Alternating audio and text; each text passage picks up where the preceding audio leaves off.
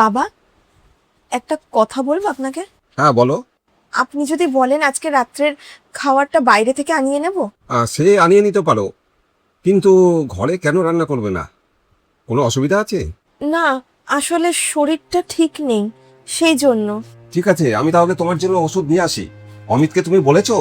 না, জানাইনি কিছু, সেরকম সিরিয়াস কিছু নয়, একটু রেস্ট নিলে ঠিক হয়ে যাব। ঠিক আছে, তুমি বিশ্রাম নাও, আর অমিতকে বলো ও যেন খাবার নিয়ে আসে। ঠিক আছে।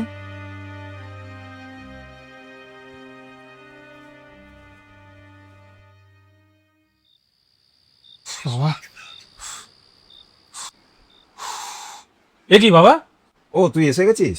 হ্যাঁ, কিন্তু তুমি এই চায়ের কাপ নিয়ে কোথায় যাচ্ছ? কাকে দিতে যাচ্ছ? বৌমাকে দিতে যাচ্ছি।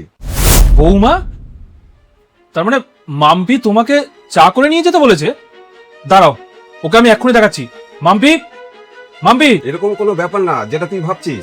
না বাবা, আমি সব বুঝতে পারছি। মাম্পি, হ্যাঁ বলো অজয়। তোমার এত বড় সাহস, তুমি আমার বয়স্ক বাবাকে দিয়ে বাড়িতে কাজ করাচ্ছ? তোমাকে কি আমি এই বাড়িতে এই জন্য নিয়ে এসেছি যে তুমি মানুষটাকে দিয়ে খাটাবে? এটা কি বলছো তুমি? আমি তো জানিও না যে বাবা চা বানিয়েছে। একদম মিথ্যে কথা বলবে না, ফাঁকিবাজির একটা লিমিট থাকে। আমাকে দিয়ে তুমি রাত্রের খাবার আনালে, আর বাবাকে দিয়ে তুমি এখানে চা করাচ্ছ, আর নিজে ওপরে গিয়ে আরাম করে শুয়ে আছো। তুমি ভুল ভাবছো, আমি বাবাকে বলিনি চা বানাতে। আর তোমাকে বাইরের থেকে খাবার এই কারণেই আনতে বলেছি, কারণ আমার শরীরটা আজকে সত্যিই ভালো না। আচ্ছা, কি হয়েছে তোমার? বলো, বলো কি হয়েছে তোমার? আরে বলো, চুপ করে আছো কেন? বলো। বৌমা, তুমি এই চাটা নিয়ে ঘরে যাও। তুমি ওর দিকে কি তাকিয়ে আছো? আমি বলছি তো তুমি ঘরে যাও। আর তুই শোন, তুই বাইরে আয়, তোর সাথে কথা আছে।